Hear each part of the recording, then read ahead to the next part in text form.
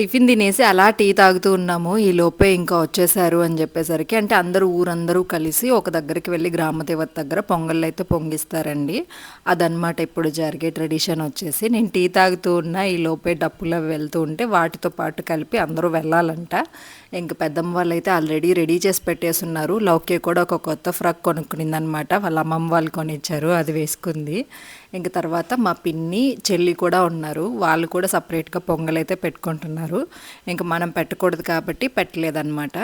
ఇంకా అందరం మాకు కావాల్సినవన్నీ తీసుకొని వెళ్తున్నాము. అసలు ఎండకి మామూలుగా లేదండి, ఎండలు ఇంకా స్టార్ట్. అక్కడ ఒక 5 నిమిషాలు నిల్చున్నామండి, మామూలుగా లేదు ఎండ అయితే. ఇంకా సరే కొంతసేపటికి స్టార్ట్ అయ్యారనమాట. ఇంకా టెంపుల్ దగ్గరికి అయితే వెళ్ళిపోయాము. గ్రామదేవత అంటే వేప చెట్టు ఇలా ఉంటాయి కదండి, అలా అనమాట. పర్టికులర్గా విలేజెస్లో ఉండే వాళ్ళకైతే అర్థమవుతుంది.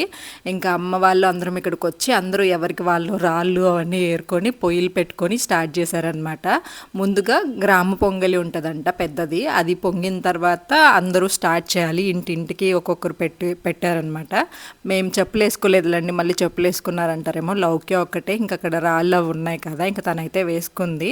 ఇంకా మేము కూడా ఏర్పాట్లన్నీ చేసుకుంటున్నాము. నేనేం పెట్టలేదు, జస్ట్ వాళ్ళందరికీ హెల్ప్ చేస్తున్నాను అనమాట. పిన్ని వాళ్ళకి ఇంకా పెద్దమ్మ వాళ్ళకి అందరికీ కూడా.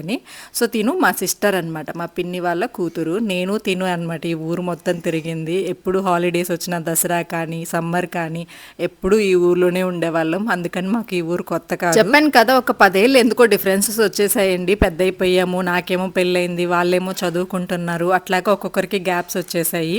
ఎంత పెద్దయినా కానీ ఈ పిల్ల చేష్టాలు మాత్రం పోలేదు.